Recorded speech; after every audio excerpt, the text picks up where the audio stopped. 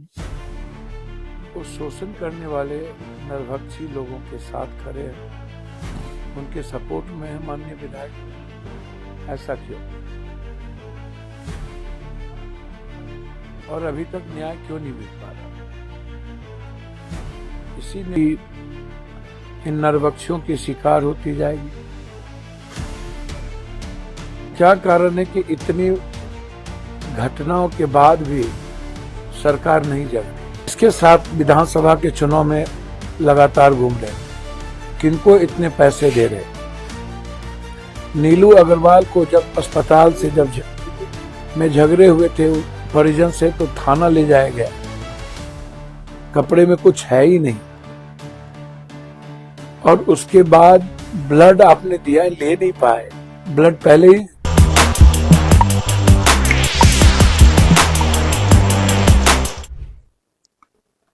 मैं एयरपोर्ट पे हूं, मुझे लगा आपसे कुछ बात करनी चाहिए। हम आज एक और हॉस्पिटल गए थे, हॉस्टल, परफेक्ट हॉस्टल, जहां 6 तारीख को ही हमारे बच्ची ने आत्महत्या की थी। पुलिस के मुताबिक प्रेम प्रसंग। ये प्रेम प्रसंग कैसे हो? हॉस्टल में किसका दायित्व होता है, किसकी जिम्मेदारी होती है? हॉस्टल में लड़के कैसे प्रवेश करते हैं? ये सब कुछ इतना गंभीर विषय को प्रेम प्रसंग में परिवर्तन कर देना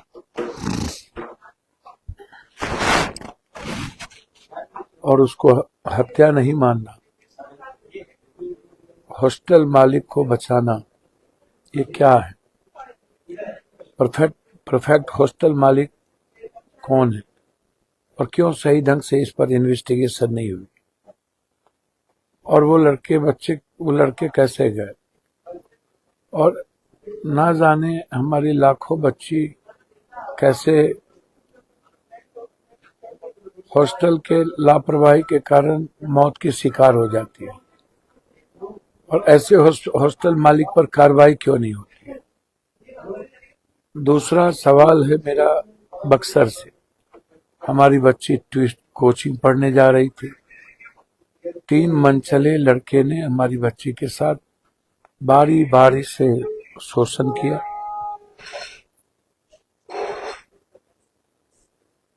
हमारी बच्ची चिल्लाती रही, चीखती रही, और ये लोग बाली बाली से हमारे बच्चों को नोचते रहे।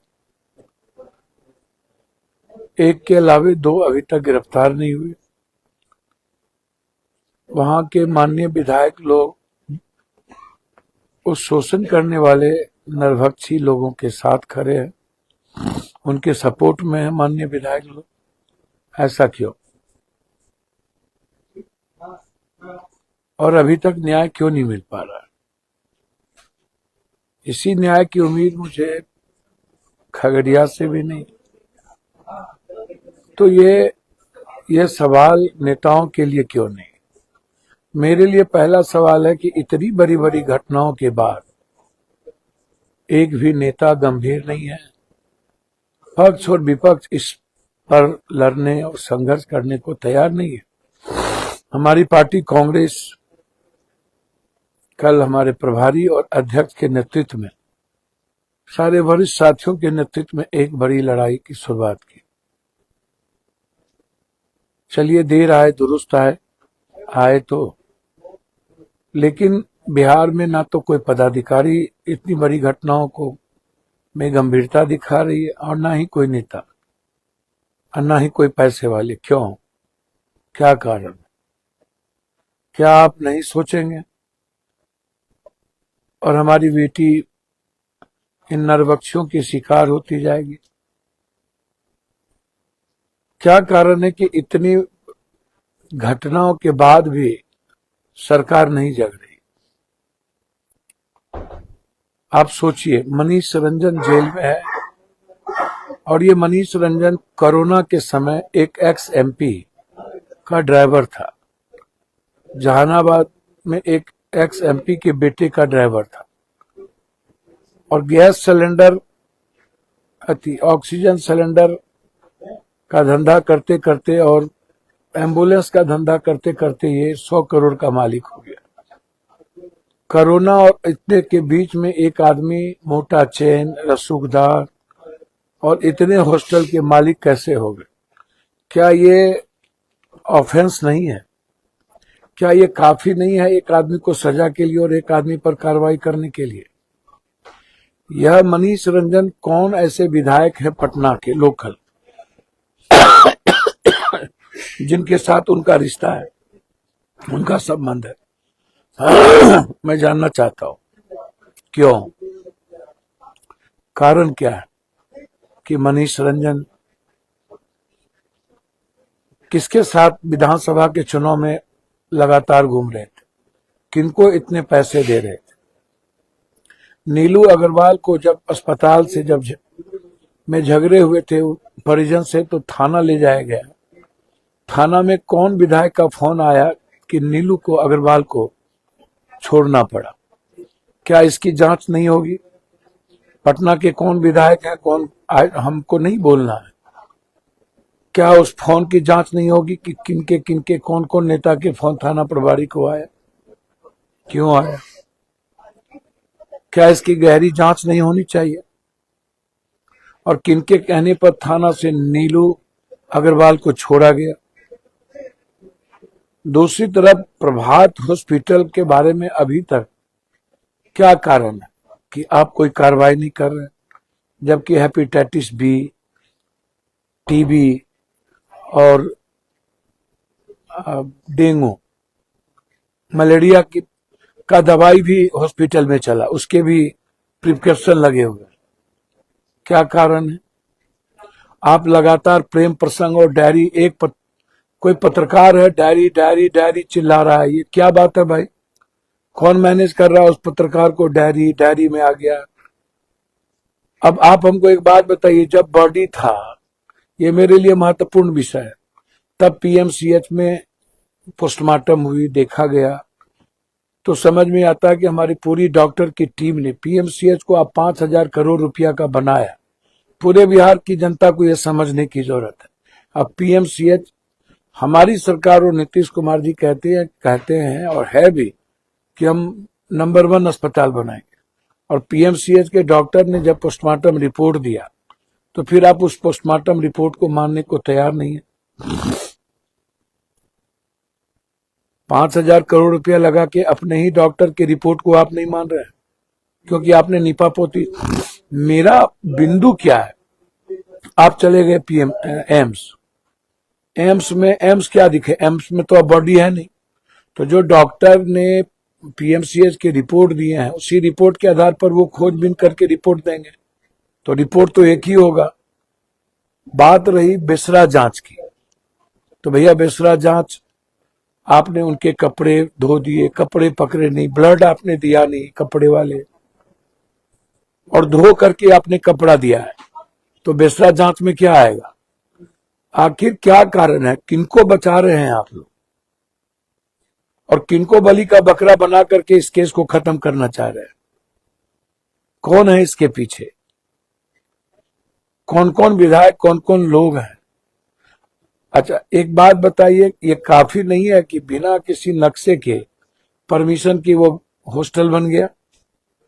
उसको तोड़ने के लिए काफी नहीं है, उसके इंक्वायरी के लिए? और मात्र कोरोना से अभी तक ये 100 करोड़ का आदमी बन गया, इतने हॉस्टल हो गए। नीलू अग्रवाल दूसरी शादी की है, पहला हस्बैंड को छोड़ दिया।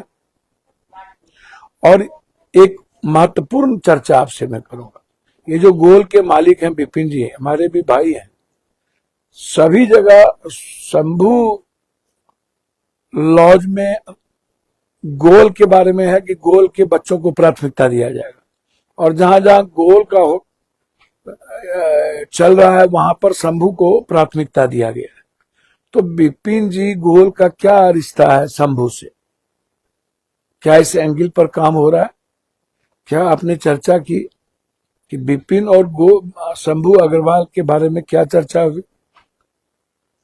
तो बेसरा रिपोर्ट किस आधार पर आएगा जब आपने कपड़ा ही धो के दिया? कपड़े में कुछ है ही नहीं, और उसके बाद ब्लड आपने दिया, ले नहीं पाए, ब्लड पहले ही साफ कर दिया था, तो बिस्ला रिपोर्ट क्या आएगा?